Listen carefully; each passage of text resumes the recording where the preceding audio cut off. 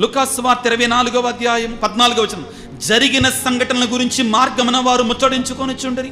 వారు ఇట్లు తర్కించుకొనిచుండగా యేసు వారిని సమీపించి వారి వెంట నడవసాగెను. వారు ఆయనను చూచిరి కానీ గుర్తింపలేకపోయిరి. మీరిప్పుడు దేనిని గురించి మాట్లాడుకొనుచున్నారు అని అడిగిరి. వారు విచారముతో నిలిచిపోయారు. వాళ్ళు ఎలాగున్నారు? సంతోషంగా ఉన్నారా? విచారంతో ఉన్నారా?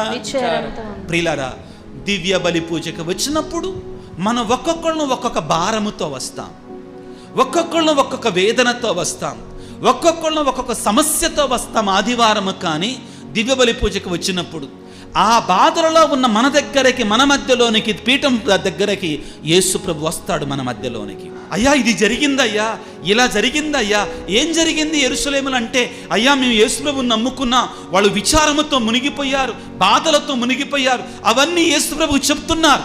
మనం కూడా చెప్తాం దివ్య బలి పూజలో. ఎప్పుడు చెప్తాం?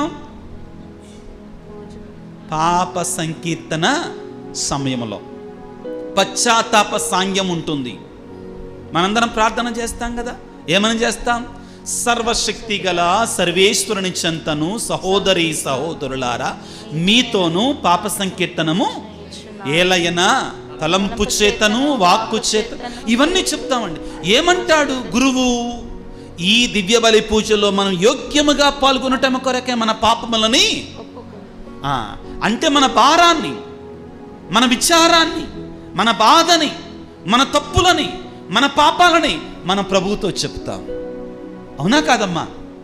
అవునా కాదా? శిష్యులు అదే చేస్తున్నారు. దివ్య బలి పూజ జరుగుతుంది అక్కడ ఎమ్మావు మార్గములో.